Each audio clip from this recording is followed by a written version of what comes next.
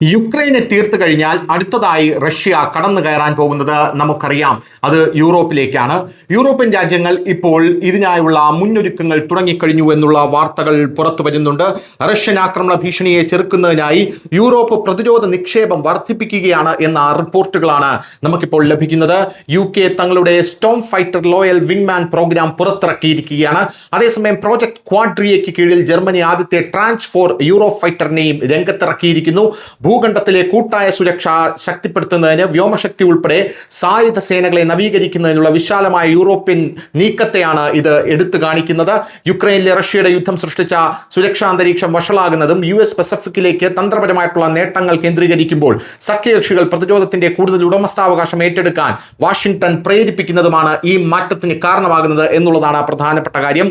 പരമാധികാരം സംരക്ഷിക്കുന്നതിലും കൂടുതൽ റഷ്യൻ സാഹസികതയെ തടയുന്നതിനും ദീർഘകാല സ്ഥിരത ഉറപ്പാക്കുന്നതിനുമായി യൂറോപ്യൻ രാജ്യങ്ങൾ സൈനിക ശേഷികളിൽ നിക്ഷേപം നടത്തുന്നുണ്ട്. രണ്ട് ഉന്നത സംഭവ വികാസങ്ങൾ ഈ പ്രവണതയെ വ്യക്തമാക്കുന്നു.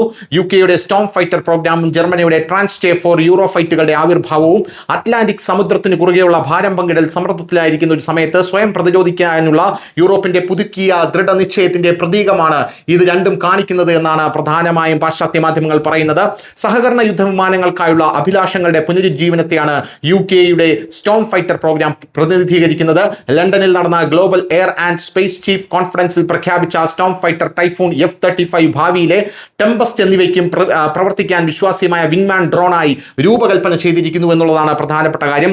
4 വർഷത്തിനുള്ളിൽ 6.6 ബില്യൺ വിലമതിക്കുന്ന വിപുലമായ ആധുനികവൽക്കരണ പാക്കേജിന്റെ ഭാഗമാണിത്. ഇതിൽ 406 മില്യൺ പൗണ്ട് പ്രത്യേകമായി സ്വയംഭരണ യുദ്ധവിമാനങ്ങൾക്കായി നീക്കിവച്ചിരിക്കുന്നു.